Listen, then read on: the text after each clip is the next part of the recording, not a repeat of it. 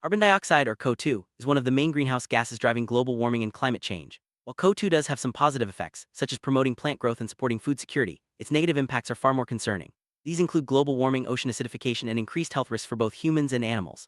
Over the years, scientists have explored various methods to capture and store CO2, a process known as carbon sequestration. These methods range from reforestation and ocean fertilization to innovative agricultural practices. As the need to address rising CO2 levels becomes more urgent, new solutions are being explored to help mitigate its impact on our planet. The history of carbon sequestration is closely linked to our growing understanding of climate change. In the 1950s and 1970s, algae were mainly studied as a food source and for their ability to produce oxygen in closed environments such as space missions. By the 1980s, as awareness of climate change increased, researchers began to see the potential of algae for capturing CO2. The 2000s brought advances in biotechnology and genetic engineering, making algae even more efficient at capturing carbon and producing valuable biomass. Today, algal carbon sequestration is seen as a promising tool for reducing greenhouse gas concentrations and supporting sustainable agriculture worldwide. Carbon sequestration is the process of capturing and storing atmospheric CO2 to help mitigate climate change. The main goal is to reduce the amount of carbon dioxide in the atmosphere, thereby lowering the greenhouse effect and its impact on global warming. There are several types of sequestration: biological, geological, terrestrial, and aquatic.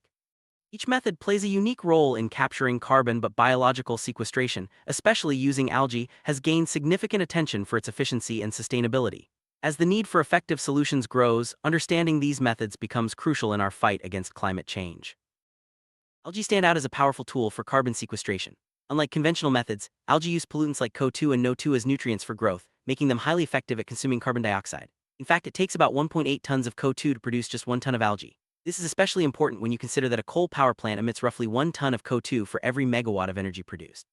Beyond environmental benefits, processing algae can also offer monetary rewards, making it a win-win solution. Algae-based carbon capture is not only biological and permanent but also allows for productive reprocessing, setting it apart from traditional machine-based methods. Countries around the world are recognizing the potential of carbon sequestration, especially using algae. The United States, for example, has already sequestered 100 million tons of carbon dioxide, with other nations like the UK, Norway, Australia, and Indonesia also investing in these technologies. The shift towards algae-based solutions is not just about reducing emissions, it's about creating a sustainable future where environmental health and economic growth go hand in hand. As more countries adopt these methods, the global impact of carbon sequestration continues to grow, offering hope for a cleaner, greener planet.